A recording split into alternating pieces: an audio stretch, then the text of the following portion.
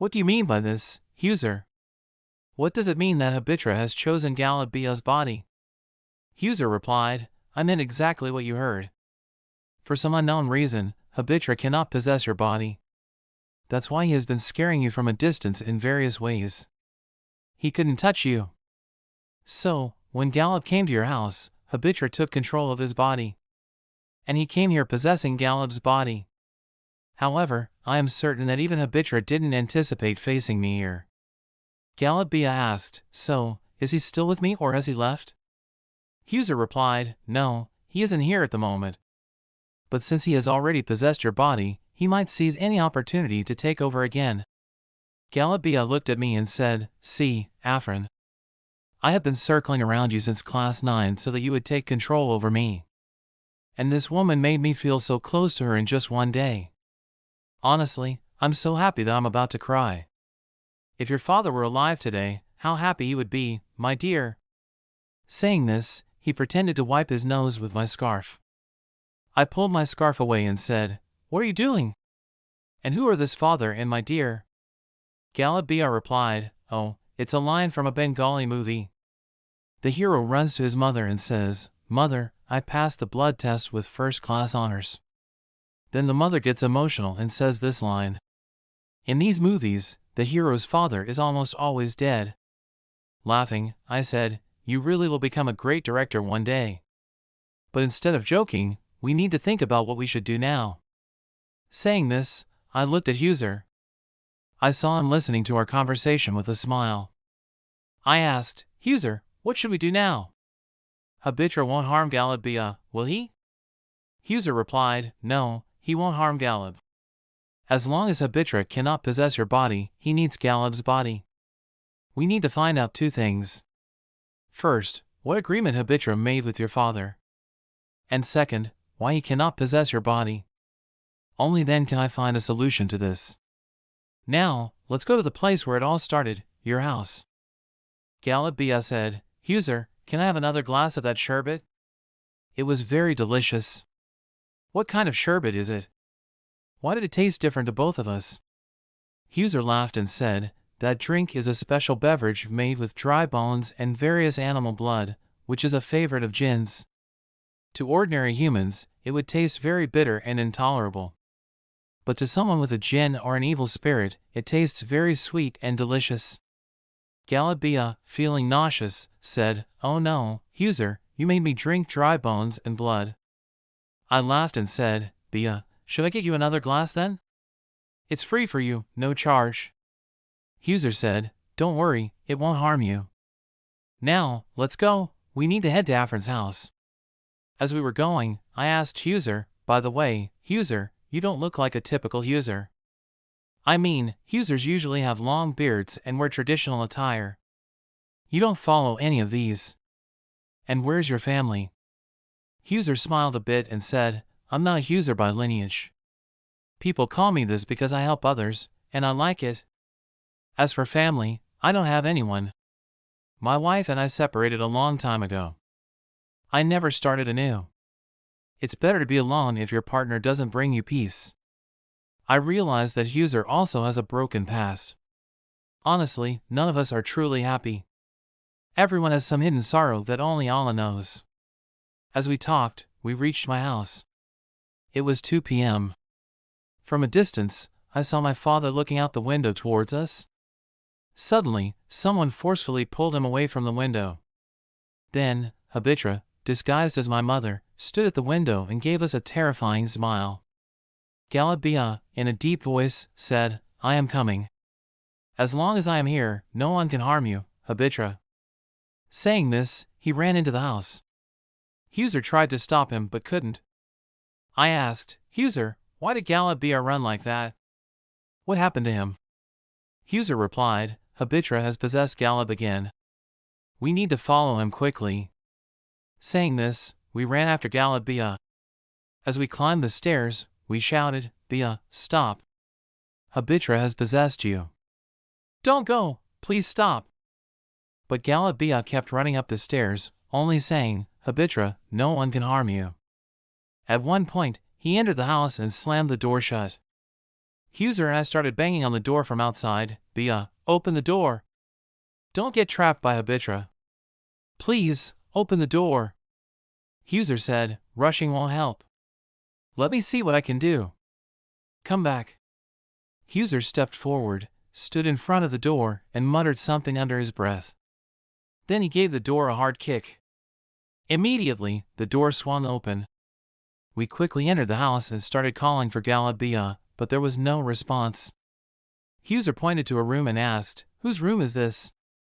"This is my father's room. All the problems started from here." Huser told me to calm down and gently pushed open the door to my father's room. We saw my father sleeping on his bed. Huser entered the room, and I followed him silently. Then he stood by my father's head, looked at him for a while, and said, "Your father is completely under Habitra's control. It's not possible to bring him back from here. Whatever we do to Habitra will affect your father too. If Habitra dies, your father will die as well. If we let Habitra go, he won't leave alone, he will take your father with him. Now tell me, what do you want to do?" "What are you saying, Huser? Does this mean I will lose my father too? He made a mistake falling into Habitra's trap, but isn't there any way to bring him back? If it were possible, I would do everything in my power. But to be honest, there's no way. Habitra has taken control of your father's soul." Suddenly, we heard Bea scream from the next room. Huser and I ran there. The scream came from where the coffin was kept. We called out to Bea, but he was nowhere to be seen. So where did the scream come from? Suddenly, someone started banging loudly from inside the coffin. I stepped back in fear. It seemed like someone was trapped inside the coffin. Huser told me not to be afraid and approached the coffin. He slowly lifted the lid. What I saw made my heart race. Inside the coffin, Bea lay in burial clothes with his eyes closed. I ran over. "Bea, what happened to you? Bea, please get up. What happened? Why aren't you speaking? How did you get here?"